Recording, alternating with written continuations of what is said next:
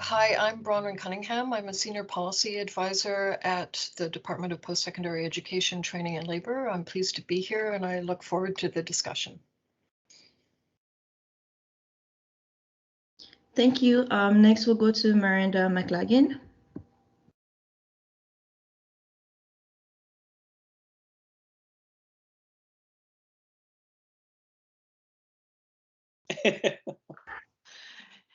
It had to be one of us. I've gotten it out of the way.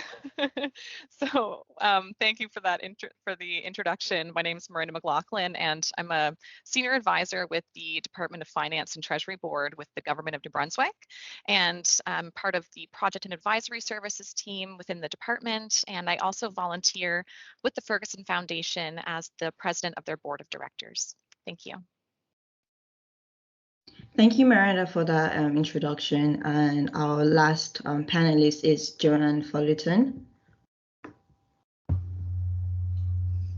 Hi, everybody. Thanks for being here. My name is Joanne Fullerton. I recently completed the Master of Arts program in Sociology under the supervision of Dr. Carmen Gill. And my thesis was focused on intimate partner violence among university students. And I'm currently working on a few projects concerning this topic, including this panel. So thank you for having us. So our discussion is going to start with Bronwyn, and before we get into the presentation, we have 3 questions, and they are: how do you use academic research? How do you deliver the information to policy decision makers? And what steps can academics take to integrate their research into government decision making?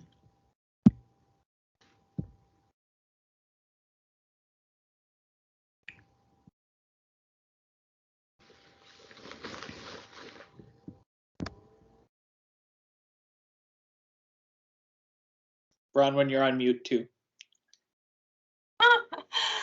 Okay, good morning. I'm really pleased to be here and to have this opportunity to speak to graduate students and other members of the university community about how to bridge the space between government policy work and research in the outside world, which means academe.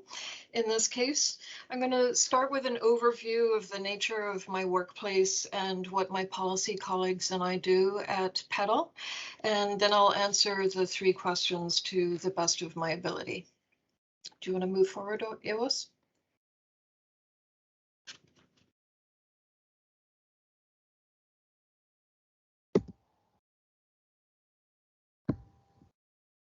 Thank you. I'm not going to read the slides. I have a fair bit of information on this slide, so I'll let you peruse the slide while I speak. It's on the left there is PEDAL's legislative areas of responsibility, and on the right is a snapshot of the administrative side of the department, including budgets and so forth. So PEDAL is a line department that's responsible for programs and services in a wide range of legislative areas of responsibility that correspond roughly to what we in the department like to call people, skills, and jobs. We're one of the largest departments in government, and we also have one of the broadest ranges and largest sheer number of statutes that we are responsible for administering. The department's mission is to empower people with the skills and knowledge that they need to succeed in New Brunswick as a place to live and learn and work in a fair, safe, and inclusive environment, and to cultivate a well-educated, highly skilled, and productive workforce and population through innovative programs and services that contribute to a prosperous province. We used to have responsibility, in addition to the areas here, public libraries, labor legislation, student financial assistance, human rights, and so forth. We used to have responsibility as well for immigration, but that was transferred to Opportunities NB last year. My branch that I work in is called Policy Research and Labor Market Analysis, and we provide a corporate service to the entire department, and we're responsible for liaising with the Executive Council Office, which supports Cabinet, and with intergovernmental affairs and the Legislassembly in terms of managing the passage of legislation through the Legislassembly's decision or deliberative processes. Next slide, please.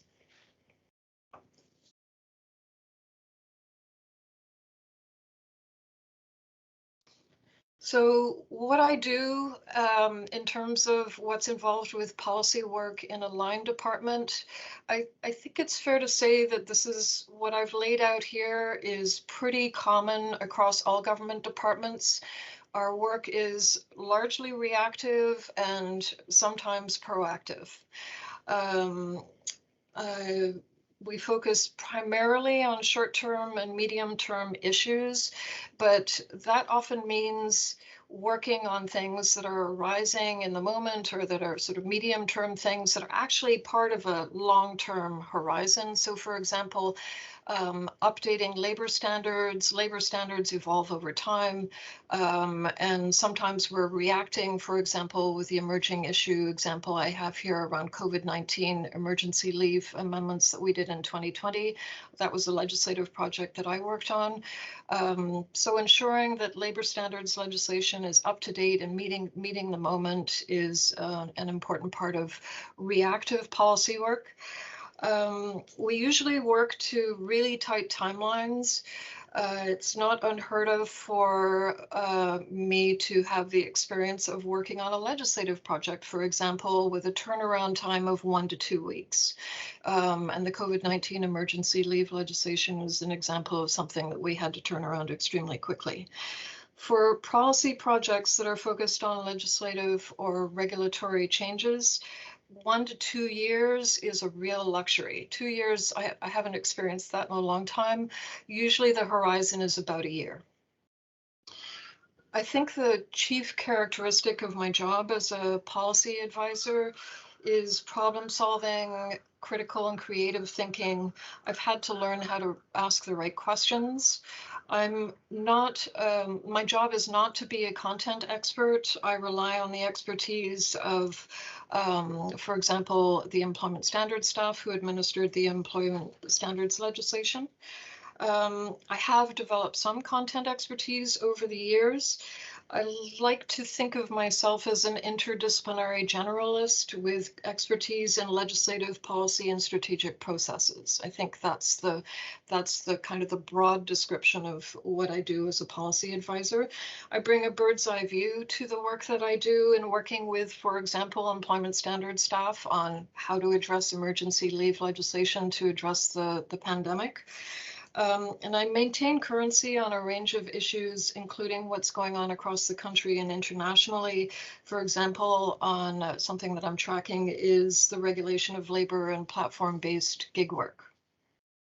I work on a lot of different things all of the time. My attention is often divided, and I work very collaboratively with the program staff and then with other policy advisors within the department, with the Executive Council Office and other departments across government. My job description, my official job description has 3 components.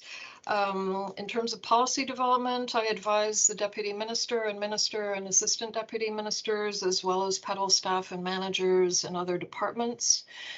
I coordinate and hold the pen on cabinet proposals, and I represent the department and the government of New Brunswick on federal, provincial, and territorial tables. For example, I sit on an intergovernmental table that addresses protections for temporary foreign workers. I represent I'm the government of New Brunswick focal point for an intergovernmental committee that deals with Canada's obligations under the international human rights treaties. And I also represent the department on interdepartmental tables. They often are addressing strategic plans, for example, the Disabilities Action Plan.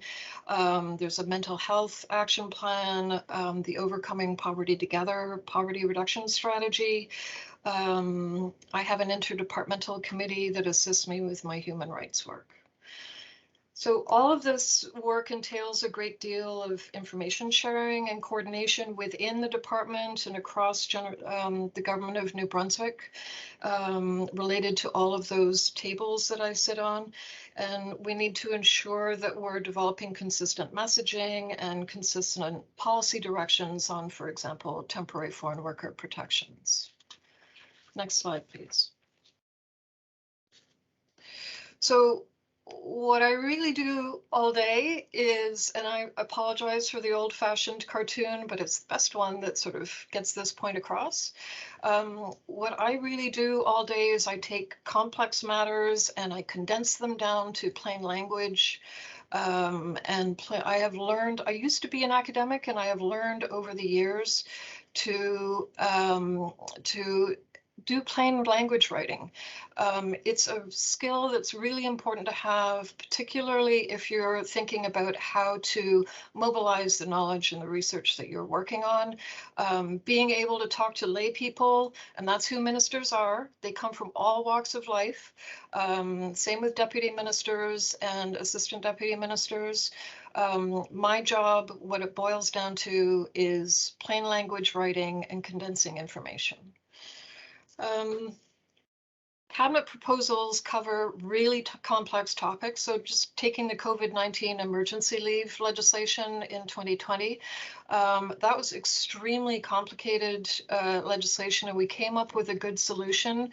And in order to do that, we had to do a jurisdictional review. We had to look at how other governments were reacting across the country, how governments were reacting across the rest of the world, particularly also in federated states like Canada, where there's the need to coordinate government action between national governments and subnational governments.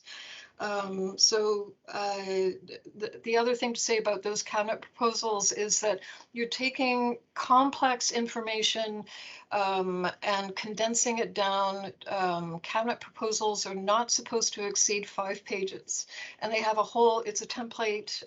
There's a whole ton of info that goes in there, and the actual policy proposal is usually about 1.5 pages or two pages. So being able to condense information is a skill that I strongly advise you learn and exercise with some regularity. What decision makers really need is information supporting evidence-based decision-making processes. And that information has to be persuasive, it has to be balanced, and it has to be credible. Governments are having to legislate and manage in the public interest, and it's my job as a policy advisor to ensure that I'm providing balanced information across all of the interests that might be concerned in any given matter. Next slide, please. So in terms of the questions, question number 1 is, how do I use academic research? And the short answer is when it's necessary and when it's readily available. I've listed here the kind of content in terms of issues and options, the kind of content that we look to when we're researching a policy issue. So we look at all kinds of data, administrative data, survey data, and so forth, program evaluation data. We might have to look at case law. We look at the views of all our different kinds of stakeholders on the subject. We do jurisdictional reviews in terms of laws and policies in a given area. We do literature reviews, or we search them out. And we also look to media coverage. And then in terms of the sources of policy research and labor market analysis, PLMA is the acronym for my branch. I use Google all the time. So aside from Google, I also use Wikipedia all the time. But aside from Google and Wikipedia, I look to statistics agencies, what labor and business and industry associations have to say. This is, I think, a good summary of the kind of sources that I look to. We don't generally have access to academic journals, so I really appreciate it when academic researchers make their information available, for example, through blogs, or other sources. Think tanks are great at publishing their research. Sometimes there are paywalls. If there's a paywall, I can't access it, and that's the main consideration. The major factors determining the content and the nature of the policy research that my colleagues and I will do is whether it's a government or a departmental priority, what the urgency is, what the catalyst is, or what the trigger is for it, what's the complexity of the issue, what kinds of deadlines are we dealing with, and then just availability of information rather. And then in terms of vehicles and managing paywalls, blogs, newsletters. I sign up for a whole ton of newsletters. The Canadian Center for Policy Alternatives, for example, has newsletters that I signed up for. I have a number of websites that are go-to, and I look for fact sheets, like one-pagers, very useful. Next slide, please. Question number 2, how do I deliver information to decision makers? I refer you back to the cauldron of that boils things down.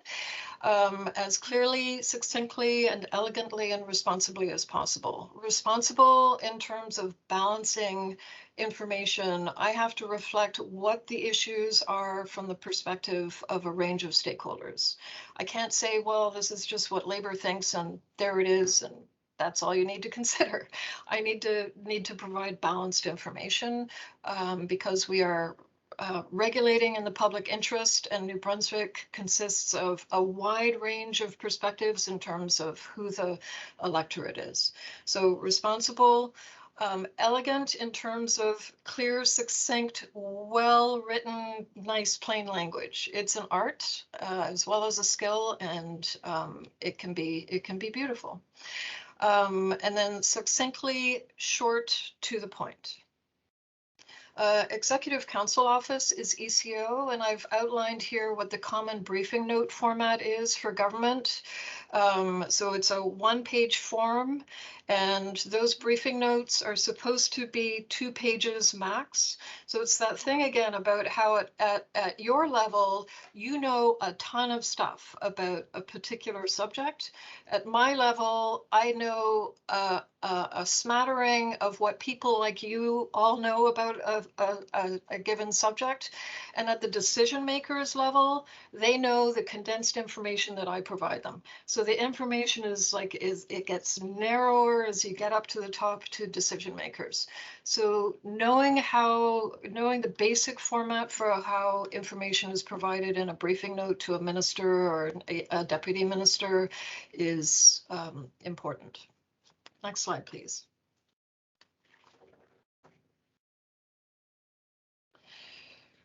So this is my last slide, how to make research accessible for government. You need to know who you're talking to, and you need to tailor it to the person or the government or the entity that you're talking to, and you need to make the information accessible, which I've spoken about a little bit already. It's a really good idea if you want to get in touch with government or get government's attention to how to address something like a burning issue in the pandemic is sick leave. We don't have paid sick leave in this province. Most jurisdictions don't. As a government employee, I have 2 weeks paid sick leave, and then I have long-term disability. I have benefits, but there are a ton of people whose working lives are governed by the Employment Standards Act, who work low-wage jobs and who don't have paid sick leave. So if that's the issue that you want to speak to government about, you need to mine the government websites, find out what the legislation says, find out if the employment standards, if they're, I've already said that one of the things I work on is poverty reduction.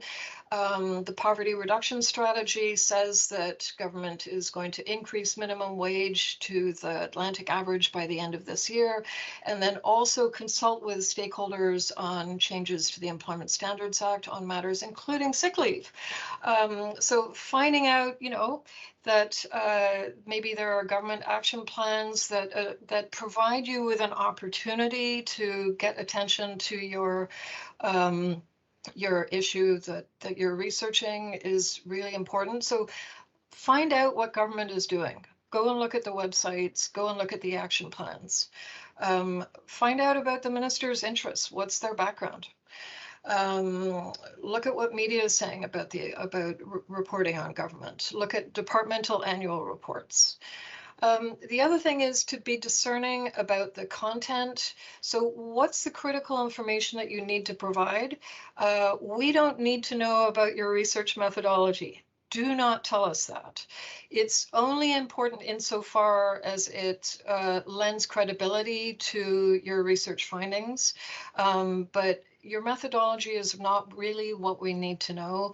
It's more about description and analysis of the issue and what are your findings and recommendations. Use plain language.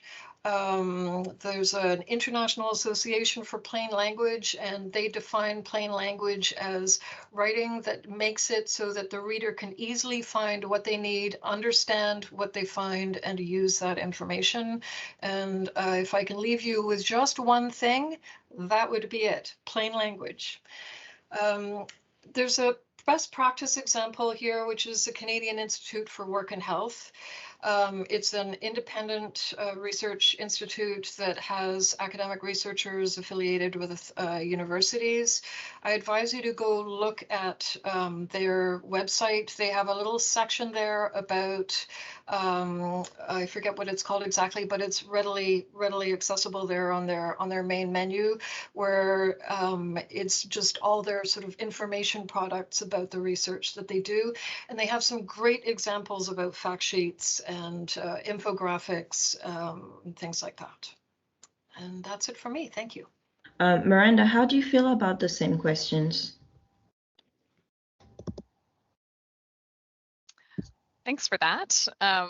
Yeah, it's honestly, it's been fascinating just participating in this panel and some of the discussions that have been leading up to today's session, and hearing some of the both similarities as well as differences in terms of how Bronwyn and her shop and myself and my shop tackle some of these needs for supporting decision making within government. So I also noticed that there's quite a few GNB folks on the line, which is great to see as well, and definitely shows or demonstrates from my perspective that there's both an interest on the government side of things as well as the academic side of things to really come together and decide and figure out how are we going to effectively collaborate to ensure that academic research is being integrated effectively into government policy making.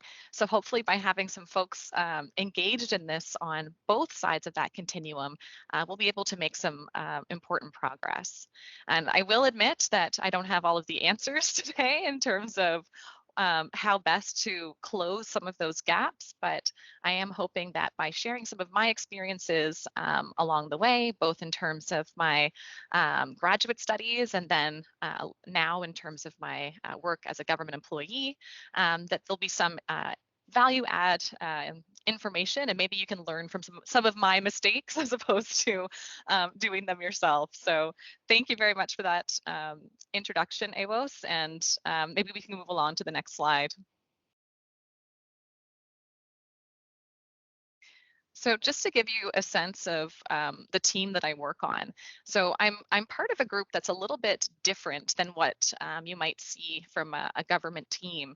And essentially, I work as part of a project and advisory services team that acts as an internal consulting firm for government. And we provide all sorts of different services for all departments across the provincial government, including strategic innovation, advisory and consulting, performance improvement, project management, and professional development. And Ewas, if you don't mind doing one more click, that will focus in on the area where I'm most involved, which is on the advisory and consulting side of things. And at times, that advisory and consulting function has policy implications, or it could have implications in terms of informing changes to different types of programs and services within government, and other types of ways in which we do business or engage with the public. So it's certainly interesting to see how some of the strategies that our shop takes have definitely a lot of similarities to what Bronwyn had covered, but I'll try to focus on some other pieces as well to provide some complementary lenses to this discussion. Next slide, please. So in terms of the work that our project team does, we have a variety of different clients, and the one that I'll speak to primarily within this discussion today is our clients that are the senior leaders and management within the province of New Brunswick's government. And this includes at the political side of things, providing advisory services to the Premier as well as ministers. And then on the non-political side of things, we provide advisory services to deputy ministers who, as Bronwyn mentioned, are the non-political heads of each department. And then there's also assistant or associate deputy ministers and even directors at times when they're the leads on some priority projects for government. So that's primarily the folks that we're supporting in terms of providing briefing materials and other types of reports and services.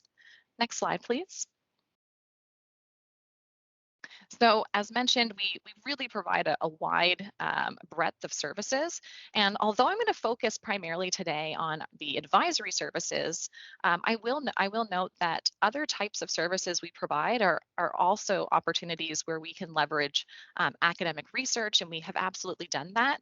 But I would say that I think there's still more opportunity for us to expand and identify how we can leverage academic research in different contexts that maybe aren't just relating to policy, but could relate to service delivery or other types of supports that that we know that there's some more action-oriented research that could support some improved practices. So that's something that this has been a really good thought-provoking exercise for me as well, to start thinking about looking at our team in terms of project and advisory services and how we do our business, but also in terms of some of the supports that we provide across the government of New Brunswick, and any advice that we could provide broadly in terms of how we can more effectively leverage academic research in a timely and effective fashion. So this has been a good exercise, and it's involved me kind of reaching out to some different contacts that I have and getting a better sense of, hey, how can we do this a little bit differently? I think there's not just what we can share on the call today, but what this exercise can provoke us to enhance for ourselves as well. Next slide, please.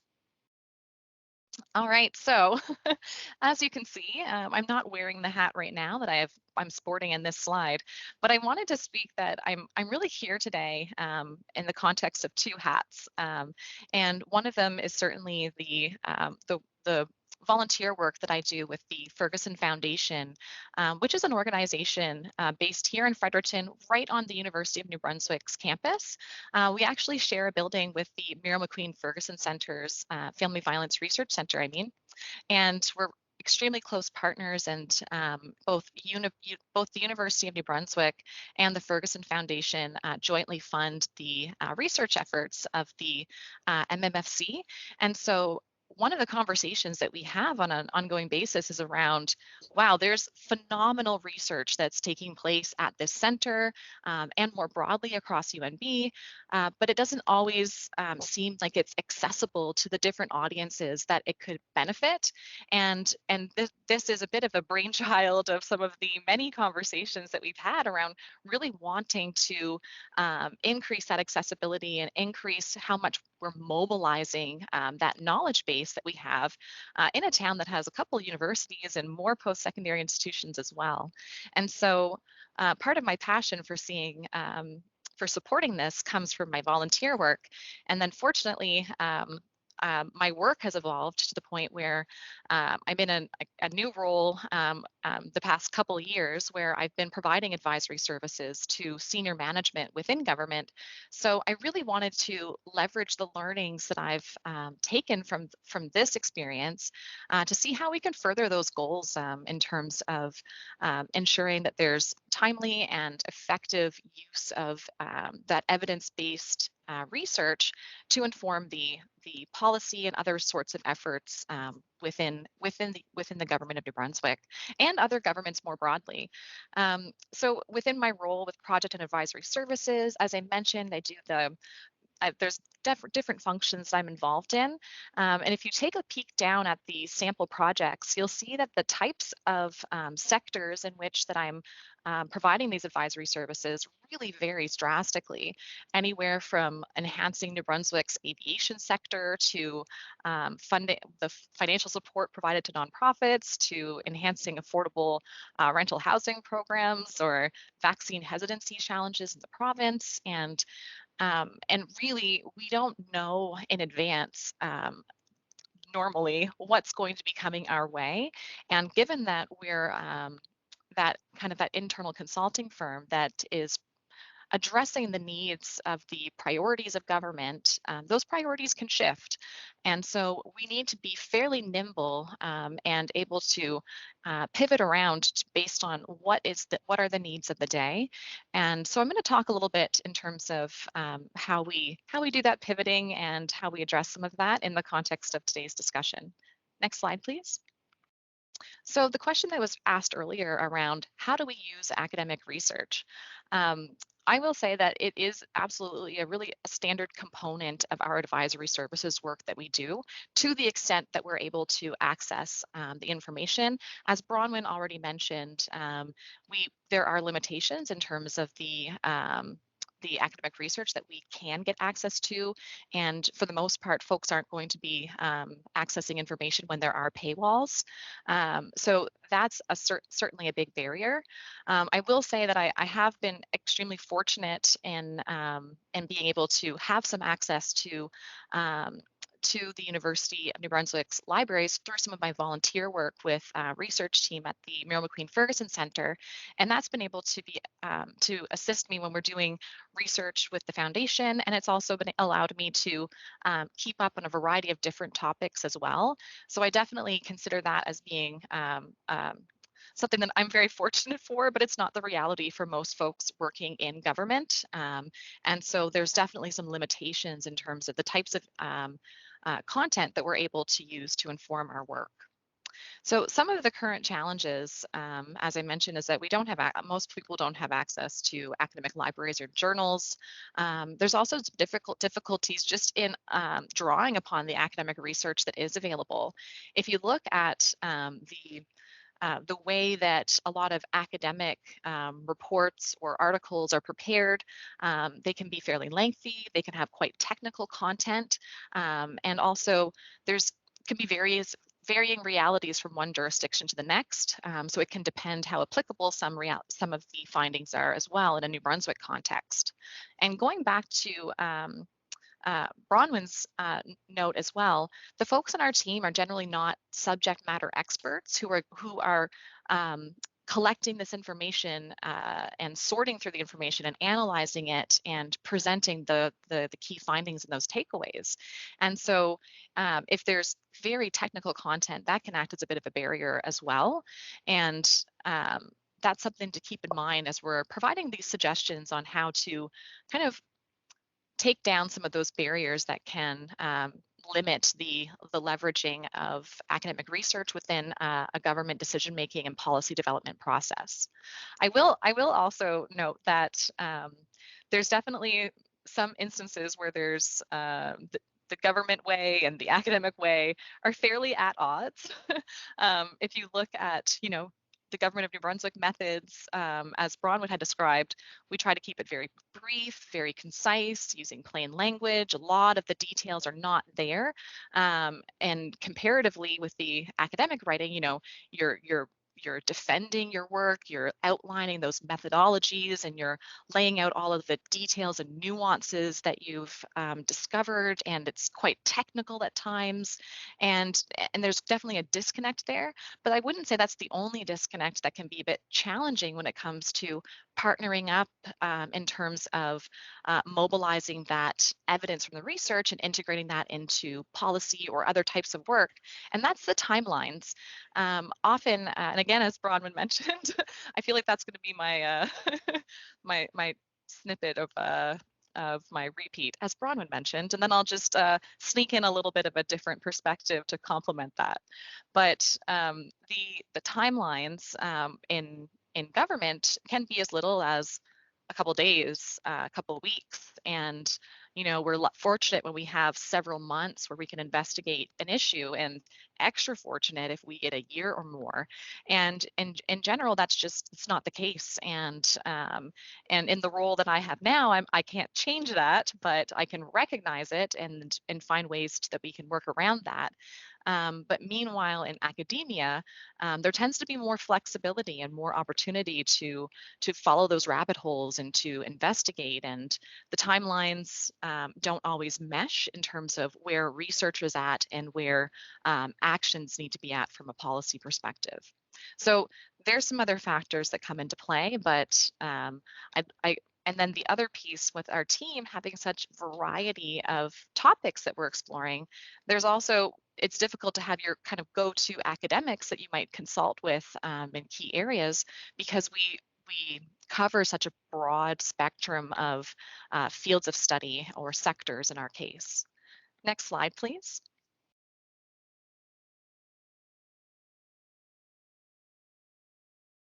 So the next question has to do with, how do you deliver information to the decision makers? So as I alluded to before, the timelines can vary, and that certainly can have a bit of a dictation on what the product and deliverable looks like of what we're providing to decision makers. But in a sense, what we are aiming for is to provide succinct and timely advice through an easy to digest format. And whether it's a time limited report or a long-term project, in general, we're looking at not having an opportunity necessarily to have face-to-face time to explain the technical terms or provide that background context.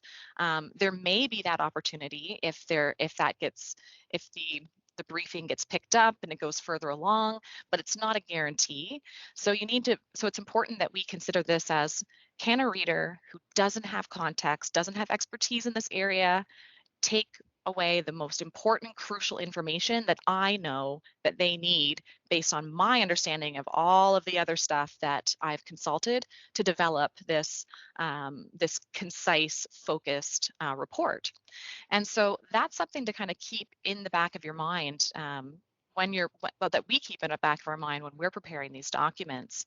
And also important that we leverage that approach consistently, so that our decision makers know what to expect when they're obtaining advisory services from our team.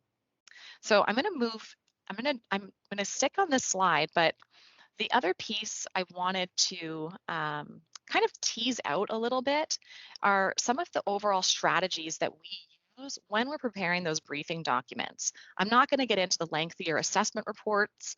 I'm just going to focus on those briefing documents that we prepare. Normally, they're about 1 to 2 pages, and they might have an appendix if it's really required to hit home a certain point. But the idea is that, well, the idea that I'm thinking anyway, is that some of the strategies that I use, that my team uses on a regular basis when we're briefing government, are the same types of strategies that each and every one of you can apply when you're pulling together your briefing on the findings from your research to inform, to help inform decision making in government. And some of those key takeaways include the context.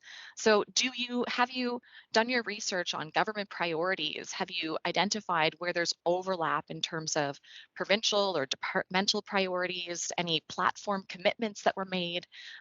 Is there some attention in the media, maybe that wasn't anticipated by government, but you have in your hand research and findings that can help address that challenge or that need? Another thing to consider is, why should the government care? What is the problem? Why should the government care? And it's helpful if you could articulate the cost of doing nothing, so that they're not just thinking about what they can gain from approaching it this way, but what we're losing out on and the real effects of not acting. The other piece I'll flag has to do with the options, laying out all the different options that are available, not just the ones that, well, maybe all the options, but the most compelling options that are available, and framing that up to really hit home your recommendations in terms of the path forward. And the other thing I'll flag, and this goes back to timelines again, in government, when we're providing advisory services, if it's longer than a 3-month time frame for us to be able to investigate or implement or see any impact from the results, we generally are asked to put the plan into multiple phases, and if you can, identify some quick hits, some low hanging fruits that can be achieved in the shorter term. And that's another way to demonstrate that incremental progress that can be achieved. And again, kind of selling this opportunity in terms of providing support in terms of the current needs today. And speaking of support, the other thing I would flag is laying out how you can support those next steps. Is there access to a database you can provide? Do you have complementary research that you're aware of that you could leverage? Is there a presentation that you could provide to really support next steps or help convince certain stakeholder groups? There's lots of different ways in which you can get creative to demonstrate that you can bring more to the table than just the research findings, but other things that can complement those findings as well. Next and final slide, please. So with this next slide, where we're talking about how to make the information accessible to government, in short, I have flagged create briefings that focus on the problems and the opportunities and applying that lens of all those different pieces that I had just mentioned. And then to the extent possible, make more academic research available for free. And when I decided how to approach the question of how to make research accessible for government, I did this fun thing where I'm putting a little bit of ownership back on you. So the folks that are on the grounds doing that research, I try to think about things that you personally can do to help increase that accessibility. So even if you can't change the system as a whole, perhaps there's some strategic steps that you can take to work within that system. So one of those things is preparing a briefing document ahead, ASAP, once you have those findings, or once you see an opportunity that you're identifying as this is how this could be applied, and go through those steps of why should government care? What are the other options? Put your recommendations to the test. Demonstrate the strong case that you can make for the value to be added. Also, you can tweak that depending on what the audience is. Once you have that structure in place, it'll be a lot less work to tweak that condensed briefing than to take, a full thesis or other type of extensive academic report and boil it down to that brief document. And what did I mention before about government timelines? They tend to be going really quickly. So anything you can do in advance so that you can be nimble and quick and responsive will only increase your chances of being able to affect the policy or other types of government processes that you're looking to affect. And there's other pieces too. Seek out government representatives. Do some sleuthing online to see who's working in the area of your discipline. Reach out, introduce yourself, and connect with other organizations in your discipline that have strong relationships with government. That's actually how I connected initially with the Muriel McQueen Ferguson Research Center when I was doing my research around intimate partner violence and sexual harassment and assault on university campuses. Someone eventually, further into my research than I care to admit, asked me if I had been connected with the Muriel McQueen Ferguson Research Center, and sadly I had not, and was a bit embarrassed that was the case at the time. But once I made that connection, that springboarded into leveraging their connections, getting involved in other types of mobilizing knowledge and transferring that to different committees and groups. And speaking of that, try to connect with different committees and groups of government. There's a lot of committees that are looking for academic and community partners. So start to do some of that digging in advance to see where you might fit and what type of ongoing connection that you could have to the government community. And I would just say, don't wait until your findings are complete or your research is complete before reaching out to government. A lot of those, that networking and rapport building can be done in advance and only help facilitate the application of knowledge. And I'll leave it at that so that there's still time for our next panelist to present. But this is a topic I'm very passionate about. So if anyone wants to reach out to me after the fact, I'm happy to continue the discussion. Thank you, Miranda, for that presentation. I love that there is some similarities in your presentation with Bronwyn, especially when it comes to the need of being concise and keeping it brief. So Joanne, you recently completed and defended your master's thesis in sociology, and you're in the process of converting your thesis into a policy brief. So if you don't mind, can you share an overview of your research and diving into the rationale behind converting it into a policy brief? So maybe talking about the process in making the brief, the strategies you're employing, in the information to the policymakers, and what you hope to do with it after you're done. Yeah, absolutely. So thank you, AWOS, for the introduction, and thank you, Miranda and Bronwyn, for the great presentations. So yeah, I'll just start with just a quick overview of my research. So if you want to go to the next slide, please, AWOS. Thank you. Yeah, so essentially I was interested in studying how university students understand, experience, and disclose intimate partner violence. I conducted a mixed method study at UNB consisting of quantitative surveys distributed to the general student population and qualitative interviews that involved survivors of intimate partner violence. I asked students about how they perceive Muslim behaviors, if they've ever been disclosed to by a survivor, if they themselves had experienced or disclosed IPV, and the context around these experiences. So there appeared to be a general knowledge of IPV among students, but there was more difficulty understanding the complexity in the dynamics of IPV.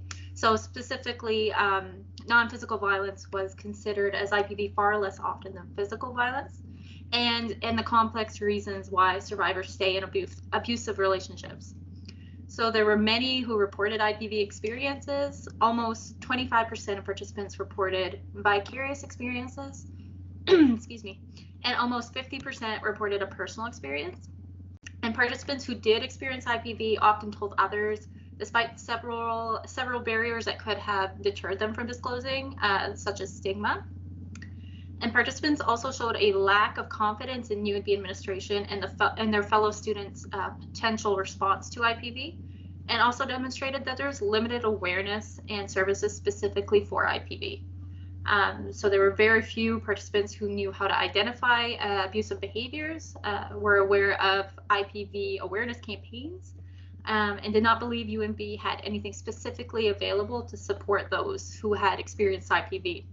So these findings definitely show some room for improvements in terms of awareness and support at UNB, and it's a large reason why I wanted to be involved in this project and to be part of possible solutions. So if you could go to the next slide, please.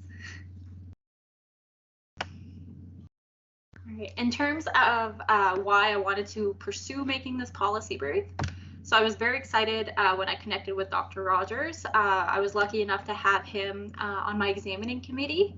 And as he said, he's a director of the MMFC. And so after my defense, he mentioned that there was something in the works about a policy brief initiative and if I would be interested in participating. So I definitely was, and that's how I became involved. So essentially my role in this project is to kind of experiment and pilot a policy brief with help from those on the panel, especially Miranda, based on my research so that my findings and my recommendations can be presented and hopefully implemented at some point. So like how most of you probably feel, I wanted my research to have an impact beyond academia. And I wasn't sure exactly how I was going to go about this. So this was a great opportunity to work with and learn from academics like Dr. Rogers and government advisors and analysts like Miranda and Bronwyn, who have added experience drafting and delivering information to specific audiences. So policy briefs are often a significant way to structurally create some social change. So I wanted to pursue this brief in hopes of making some of these changes at the university level. I also really wanted to raise awareness of intimate partner violence, and policy briefs are often more accessible than a lot of academic literature. So I was hoping this would help shed some light on the issue. And I also wanted to bring some kind of justice for the survivors and the participants of my study who were brave enough to share their experiences with me. So by pursuing this brief and by bringing this information forward in an accessible way, I'm hoping that this will help current or future students from having to experience the same situations. So if you could go to the next slide, please. Okay, so I'll just kind of describe my experience and the steps that we've taken so far to transform my research into a policy brief. So it's definitely still a work in progress, but it's been a great experience so far in terms of learning how to present your research to other audiences than academics and going through what else is out there in terms of policies and campaigns and resources. So based on my findings, I had recommendations that I believed would help to improve the lives and the well-being of students when it came to IPV. And this kind of included raising awareness and improving services on campus. So this step kind of comes naturally after research is analyzed.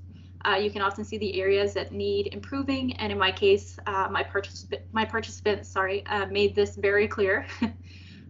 Based on the changes you want to make, you have to choose who would be able to implement these recommendations.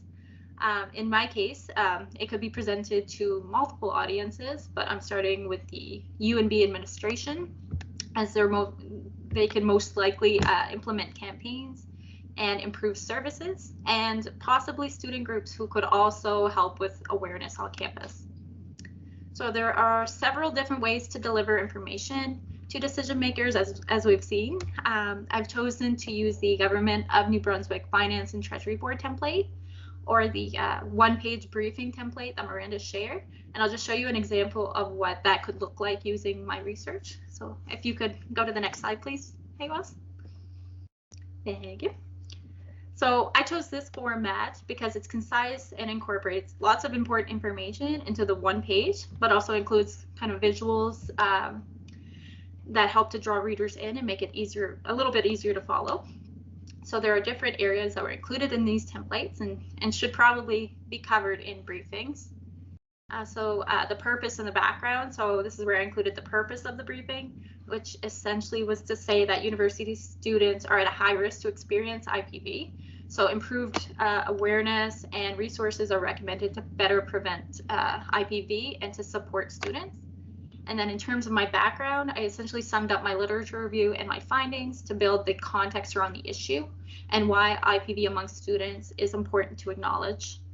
And then from my findings, it was clear again that there was not enough awareness and support for IPV in general, but specifically on campus. So in the briefings, I recommended that there be ongoing awareness campaigns at UNB, and I also recommended that UNB policies and procedures include IPV so that students and staff know how to respond and better handle these situations.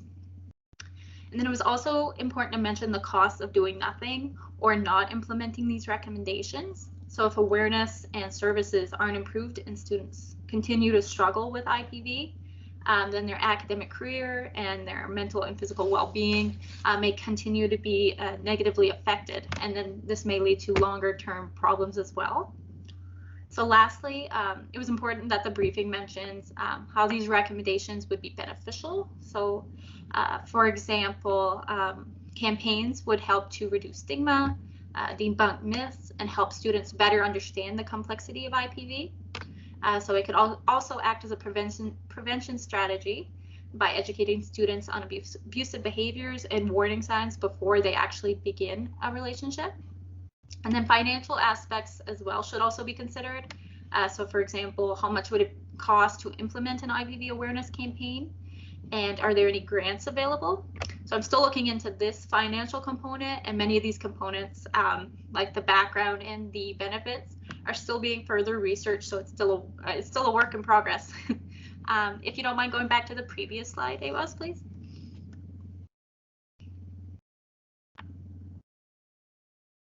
Yeah, perfect. Thank you. So yeah, this challenging aspect of this progress so far for me has been to narrow down and focus my thesis and research into one page when it's a 130-page thesis, and to pick out the most important parts because they all kind of feel important. But there's definitely some parts of your research that can help to better get your point across. So I've been sending drafts to Miranda that are 2 to 3 pages, and she's been working with me to focus on certain aspects more for a better presentation and to kind of solidify my argument. So we've been also working on researching UNB resources and trying to find other universities who may have had awareness campaigns, training or services or policies that better deal with IPV. So there's more research to do after completing the thesis as well. So this step has been pretty interesting for me. I've been looking into English and Scottish universities, and they are really far along in promoting IPV awareness and training, and these countries have even legislated and criminalized coercive control, which is a major component of IPV. So it's been eye-opening to see where we could go as a university and as a country. And actually, Dr. Carmen Gill and her PhD student Mary are researching and promoting to criminalize coercive control here in Canada. So that's something to keep an eye on as well for my policy brief. And then ideally, the end goal is to have a solid briefing and be able to present it to your audience and hopefully have some or all of your recommendations implemented. So I'm hoping at some point we can bring this to the UNB president and see what he can do to help with IPV on campus. So yeah, all in all, there's quite a few steps to do, and it is challenging at times, but it's been a really rewarding experience so far. So thank you. Thanks for listening. Thank you, Joanne, for sharing your experience in your research and just about your research in general. So we're a little bit behind with time, but I would like to take on questions now. So if you have any questions, please type them in the chat function or raise your hand and hopefully turn on your camera if you feel comfortable. If I may, just while we're waiting for questions, I was racing through my notes, so I didn't capture everything. And there was just one thing that I wanted to raise, which we haven't discussed so far, which is the importance of seizing the moment in terms of the awareness there is right now about the need for intersectional analysis. The government of New Brunswick has a policy that all cabinet decision-making must be informed by Gender-Based Analysis Plus, which is a federal government approach to gender-based analysis. If you Google GBA Plus, you'll see it, and there's a lot of great information on the federal website. So it's really important to know that governments are very receptive to this information right now, that policy advisors and researchers are certainly receptive to it. Program directors and staff are really receptive, and we really, really need that information. So incorporating intersectional analysis, we know that we don't have a lot in the way of race-based data, but that's something that governments have started working on in a really concerted way over the last couple of years, particularly BC and the federal government. And it's important to sort of model that intersectional analysis apply it in your work, make it a feature, and show your audience what the value of that approach is. So we have a question right now. So you can turn on your mic. Thanks, everyone. It's Matt here asking the question for you. But thanks very much for the presentation. It was all great to hear about your work and the various ways you navigate working with academic research. And now I'm wondering, just because there's a number of students, graduate students in this presentation, if you could speak a little bit about what would be the first step or like the process of getting, if let's say they create a policy brief or they have condensed versions of their work or journals that they wanted to share with government, what would be like the first step to reaching out to a particular office? How would they find contact information? How would they submit this work? I know, Miranda, you mentioned something about unsolicited research that has come in before. So like, just kind of walk us through that a little bit. Sure, I can follow up a little bit on that. So we definitely have instances where folks will reach out to government proactively to share research that they've conducted. I feel like that's something that we had experienced more when I was working back in a line department with the Department of Justice and Public Safety. And there's with some of those relationships that folks have, they identified, okay, this is someone who's doing work in this field. I'm going to keep them updated as I'm doing different types of research and keep those lines of communication open. But you always have to start somewhere when it comes to developing those relationships. And there's different ways to reach out. And honestly, I find doing a bit of research online to see, hey, what's the department, what are the different branches within, and go from there in terms, much like you would investigate a topic of research, investigate who the people and players are in government and pick up the phone, send an email, and if they're not the ideal contact, they'll help with identifying someone who is, and then eventually you'll find a person. When you do, they might have more contacts that they can share with you and more resources that they draw upon, and there's that back and forth and ongoing relationship that you can have. And those I find are absolutely crucial to really facilitating that information sharing. So anything you can do to be proactive on that front will only benefit things because you don't know when an ask is going to come in or if the ask is going to come from government. But Bronwyn perhaps has some other insights to share as well. Sorry, I was muted. I have never had the experience where somebody cold called me like that. Never. And I've been in this job since 2009. So I think that says something. The people who do tend to get those cold calls are ministers, assistant deputy ministers, and deputy ministers. So that's something to think about. The way I tend to get information about, research or policy approaches to, or even raising issues, is through departmental stakeholders that tend to be business associations, civil society groups.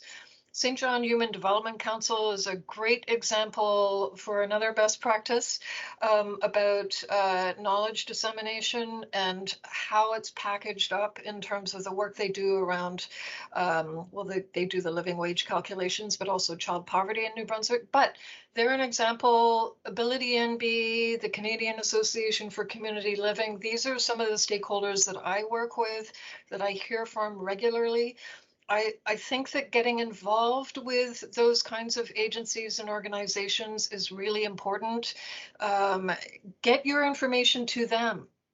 Line up with civil society organizations, industry associations, whomever that could use your work to further their own lobbying and advocacy. Because you need allies, and all of this is collaborative work. So I really think that finding those people that you can work with outside of your university and your departments, who are the people out there doing the advocacy, work with them. That's how I'm used to getting it. Mm-hmm. I will just one other thought on that front, especially since there are some students in the audience, we've had instances where while students were pursuing their graduate studies, they've reached out to us to say, hey, this is the topic I'm studying. They hadn't completed their analysis, or they hadn't even fully framed up their thesis statement maybe, but they knew the field and general focus that they were leaning towards, and they've contacted our branch proactively, and then we were able to actually work with them in terms of negotiating what the focus of their research ended up being, and lining that up with some of the services that we were providing to certain, in this case, it was within the criminal justice system, and that the evidence that they had was able to support and inform decision making, and we actually were able to employ them part-time. So it was a way for them to get some financial support during their graduate studies, and for us to have a collaborative model for informing a more of an evidence-based approach to our lines of business. I'm going to make one more suggestion, which is, but probably most of you, if not all of you, are aware of NBIRDT, the Institute for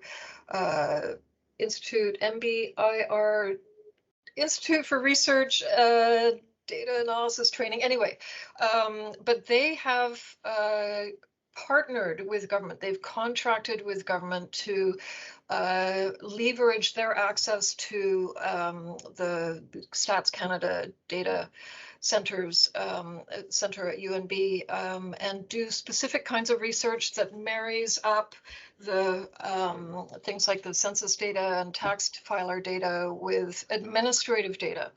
NBIRDT is kind of where it's at in terms of my department, the Department of Health, Social Development, Education. And so connecting with them, they also have a knowledge transfer expert who's started giving courses and webinars. So you might look to them for some additional advice about how to mobilize the information that you're working on. I don't see any questions coming in, but I'm curious if people on the panel have questions for each other, maybe. I'm sorry, but I'm conscious of the time and we're 10 minutes over, so I'm going to have to go. But I want to say that I really appreciate this opportunity. It's made me think about things a little bit differently. And I failed to say that I'm also associated a little with the Muriel McQueen-Ferguson Center, because I've done a lot of legislative and regulatory work on occupational health and safety, workplace violence and harassment as an occupational health and safety hazard. So that we've included domestic and intimate partner violence and sexual harassment in that legislation. So that connected me to the center. So I sit on two committees that do amazing work on knowledge transfer. One is the committee that puts on Respectful Workplace Week every week, which has been going for some years and is an amazing opportunity if you're doing work related to that area to do presentations and reach a large number of stakeholders.